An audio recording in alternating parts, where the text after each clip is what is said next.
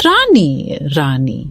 कबीर नामक 45 वर्षीय व्यक्ति अपने घर में आता हुआ अपनी 18 वर्षीय बेटी को पुकार रहा था। पिता की आवाज पर रानी दौड़ी दौड़ी उसके पास आई। कबीर के हाथों में एक आईना था। उसने आईना रानी को सौंपते हुए कहा, यह लो, तुम्हारी जरूरत का सामान। कल तुम कह रही थी ना कि तुम्हें एक बहुत सुंदर आईना लाना है। हाँ, न्यू में ले आया। मार्केट में ये सबसे महंगा मिला है। ओह थैंक यू पापा। रानी ने प्रसन्न मुद्रा सहित आईना अपने हाथों में लेकर देखते हुए कहा, यह तो बहुत सुंदर आईना है। मैं इसे अपने रूम में लगाऊंगी, चाहे जहां लगाओ। अब तो ये तुम्हारा हो गया। ओके। इसी के साथ रानी उस सुंदर आईने को लेकर अपने रूम में चली आई। उसने आईना तत्काल अपने खूबसूरत रूम की सुंदर दीवार पर टांग दिया।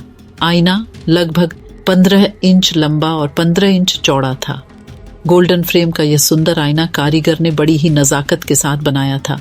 रानी आईना दीवार पर टांगने के बाद अपने बेड पर आ गई और एक बुक पढ़ने लगी। अचानक उसे महसूस हुआ कि उसका कमरा तरह तरह के रंगों से रोशन हो रहा है। उसने चारों तरफ नजर घुमाई, ये जानने के लिए कि आखिर ये रोशनी आ कहां से रही है। तभी उसकी नजरें आईने पर पहुंचकर रुक गईं। वास्तव में आईने से कई रंगों की रोशनी निकलकर उसके कमरे में फैल रही थी। जब रानी ने देखा कि उसके कमरे में फैल रही रंग बिरंगी रोशनी आईने से निकल रही है, तो वह बुक वहीं छोड़ बेड से नीचे उतरी व आईने के करीब गई। रानी ने ध्यानपूर्वक उस आईने में झिलमिलाते रंगों को देखा तो हैरान रह गई। कुछ क्षणों तक वह लगातार उस आईने को देखती रही। अचानक आईने में रंगों के साथ एक डरावनी शक्ल आ गई।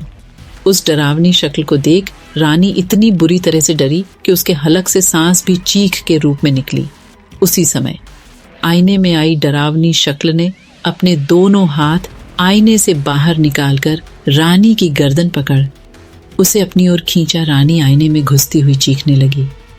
तभी कबीर रानी की चीख सुनकर उसके कमरे में आया तो रानी गायब मिली। आईना अपने सही रूप में था, न उसमें कोई रंग उभर रहा था और न कोई डरावनी शक्ल।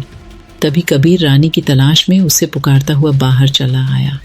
उसके कमरे से बाहर आते ही आईने में एक बार फिर डरावना चेहरा छा गया और इस बार किसी आदमखोर जानवर की तरह उसने मुंह फाड़ा, किंतु जल्द ही वह चेहरा गायब भी हो गया। इधर new horror stories for kids. रानी आईने की दुनिया में पहुंची तो वहां उसे एक बंजर इलाका मिला जो कि पत्थरीला था। दूर दूर तक गहरा सन्नाटा था। हर तरफ पत्थरों का कब्जा था। ऊंची ऊंची पहाड़ियां होने के साथ वहां छोटे छोटे पत्थर जमीन पर बिखरे हुए थे। रानी भयभीत थी। वह चारों ओर देखते हुए सोच रही थी कि वह कहां आ गई। उसी वक्त किसी ने पुकारा। पलटकर उसने देखा तो पाया कि एक बूढ़े ने उसे पुकारा है। बूढ़े की आयु 80 वर्ष के लगभग थी।